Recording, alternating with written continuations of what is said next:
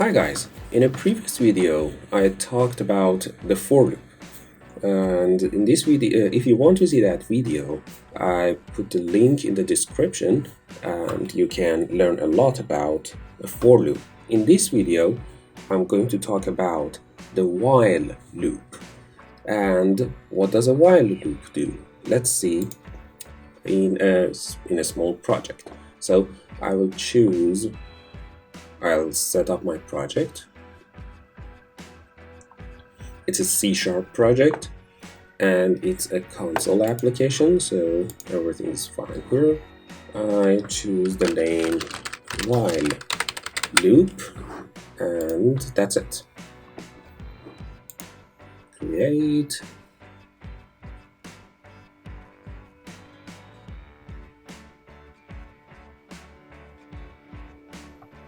Okay, so what is a while loop? A while loop, just like a for loop, is used for repetitious statements. If you want to do something many times in your application, in your program, you have to use one kind of a loop. A for loop or a while loop, they are not the same. They have different applications, and that's what we're talking about in this video. So let's write the simplest while loop, and that goes like this. Okay, we start with while, parenthesis, and okay, right in the parenthesis you need a condition, and that's all a while loop takes. A condition. That condition could be while I is smaller than 10, and this is the body of the while loop. But what is I? I'll set up I to be an integer of the initial value 0. So I is 0, I is already smaller than 10, so my condition is true, so we can go through the body. The body says console.write line, and what is the line? That's printing the value of I equals I. Okay, that's what we're going to print out, and let's see what happens.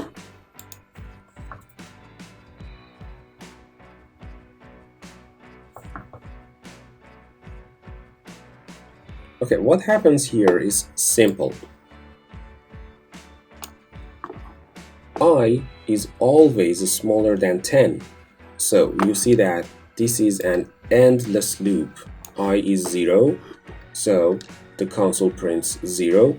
And again, I is 0, it's smaller than 10, and it prints. So we are missing one line of code here. That is, I should be increased by 1 every single time we go through the loop, and this time everything will be fine. Okay, so what happened here? We went through the loop, I is 0, and we printed the 0. I was added by 1, and still our condition is true, so we go through the body of the loop again. This is the body of the loop, and I is added 2, 3, 4, 5, and when I is 10, the loop doesn't run anymore. Okay, so we finish by 9. If I change this line to I smaller or equals to 10, one more number will be added to the output. Okay, so this is the simplest type of a while loop, but the condition can be anything of the true or false type, anything of the Boolean type. A Boolean type can get two values, false or true. False would be 0 and true would be 1. So if we have a true value here, our loop will go on forever. Let's give it a try. So the loop, you see, the loop is going on and on forever. There is nothing to stop our loop, okay? So I'll stop it here. So what if I, instead of true, I use a function here? For example, I have a static function here. Well, what type should that function be? The function should be of the type Boolean, okay? But it must be a static function, bool, and this is going to make our condition, and it's not going to get any arguments, and our function returns simply true. And here, if I use the name of the function,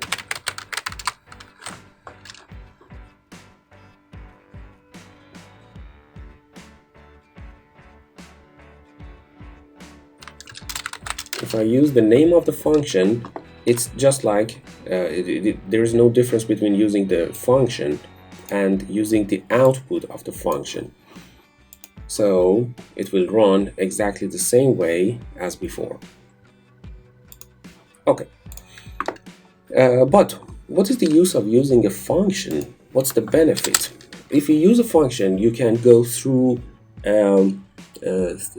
many statements and instructions, and in the end you come to a result and return that result, so you can decide whether the while loop goes on. You can decide how the while loop goes on in your function. For example, you can say if I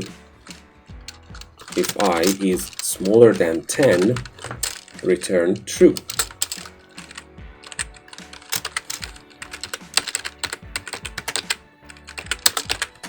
Okay, if I is smaller than 10, return true. And otherwise, return false. And here, I is taken from this, I is taken as an argument, okay? And here we have to give I to our function. And the result would be just like before, 0 to 9. So here we did all the calculation in the function, in the method, and the result was returned into the while loop. So the decision was made here based on the method we wrote over here. Okay, so this is a simple while loop. There is another type of while loop which is called do while. So instead of while over here, I write while in the end, okay, and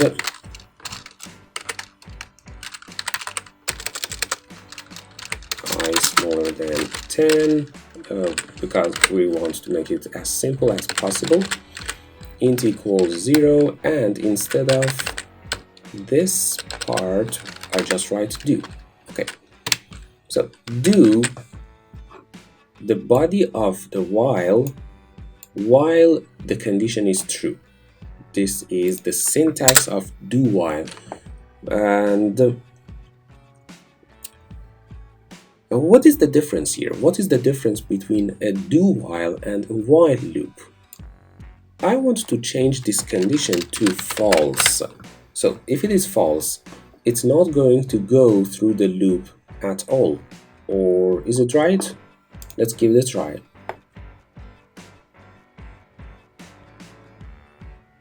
Okay, you can see the result, the output is I equals 0. So we went through the loop once, though the condition was false.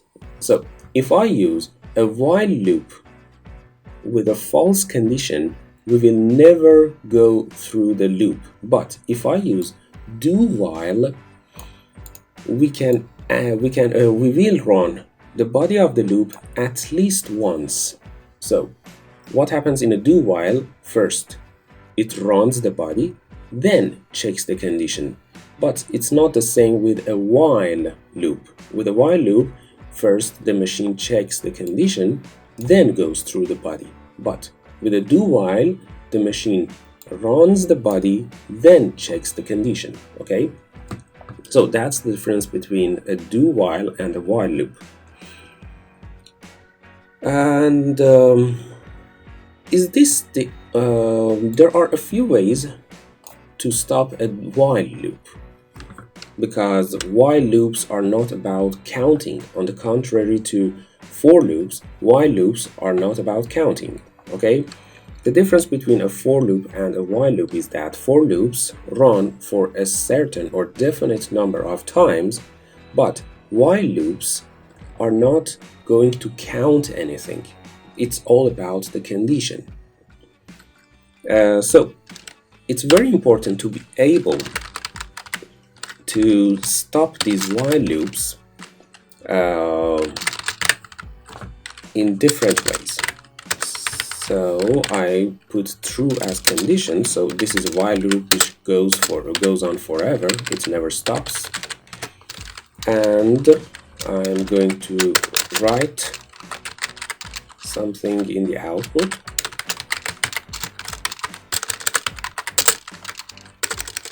Write line. And okay, I'm going to print the value of I again.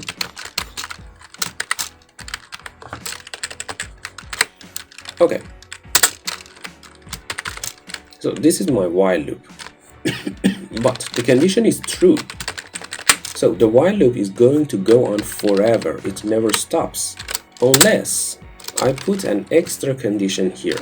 If I is greater or equal to 100, break the loop.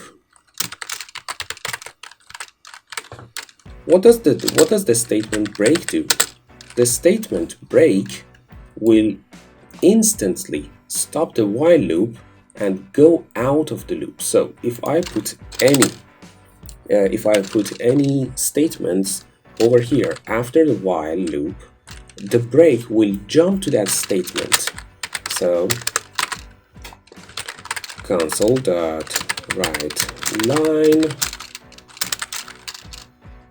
break jumped here. So what do we expect? We expect the loop to run for 100 times, and since with number 100 the condition of if will come true, we will break the loop and jump over here where the message break jumped here will be run.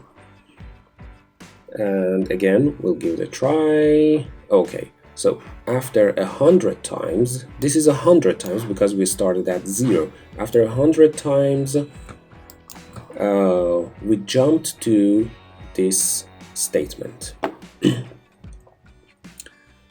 And but we said that for loops and while loops are different, because for loops are used when a definite number of repetitions is necessary. But on the contrary, while loops are ideal for unknown numbers of repetitions. So when you don't know how many times you're going to repeat your instructions, you use a while loop. But how does that work? I'm going to put an example over here. My example is I will use two variables I and j, and I better use a do while. Okay, do this is the body, while my Okay, what is my condition? My condition is that while the sum of I and j is greater than 100, okay, while the sum of I and j is smaller than 100, do the loop. Okay, what am I trying to do here? Here in this example, I'm trying to add up I and j, okay, to add up I and j and see if they are higher than 100 or lower than 100, because the value lower than 100 is not desirable to me. I only want the sum of I and j to be higher than 100. When it becomes higher than 100, that is my desired values for I and j. It doesn't matter to me what I is and what j is. The only thing that matters is that I want them to be higher than 100. Okay, the sum of them should be higher than 100. So, but where do I get I and j? They are going to be random numbers. Random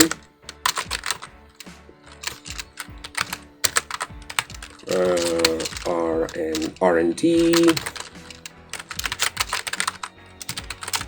Okay, so I is going to be a random number,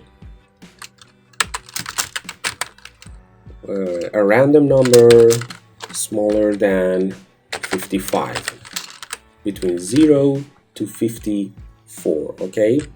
And j is going to be a random number, exactly the same instruction, but R and J are going to be different numbers because these are random numbers between 0 to 54. Okay, so you see that it's not, it's going to take a few tries to get two numbers higher, whose sum is higher than 100, okay? If I and J are random numbers between 0 and 54, the sum will not easily be more than 100, so it needs a few tries. But how many tries? How many times shall I try this? I don't know. I don't exactly know, okay? So to keep track of what happens here, I'm going to have an output.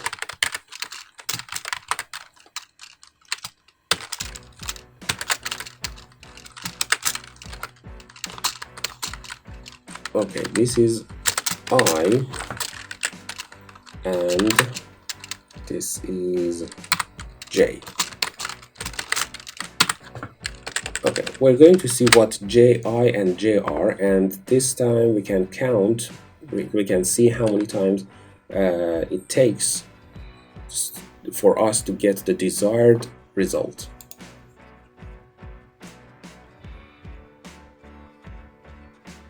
Okay, you see this time these are the outputs. We got 28, 47, 36, 2. The sum of none of them is more than 100, but as soon as we get two numbers, 52 and 51, whose sum is 103, and our condition comes true, the loop stops. Okay, if I do it once again, you can see that a different number of outcome will appear on the screen. So let's do it again. Okay, this time you see it's a longer list. If I do it once again, this one is even longer. And this time, only after 1, 2, 3, 4, 5 tries, we got the desired result. Okay, so once again, we got two random numbers, we added them up, and since they were not over 100, we did the loop again and again and again until we got the desired result, and we stopped the loop because we got it. Okay, so that's almost all about while loops. If you want to see my video about for loops, The link is in the description, and there is a card on the top right part of the screen. You can click them both. And if you like the video, don't forget to subscribe, like the video, and if you push that little bell button, you can be notified of my next videos. Thanks for watching.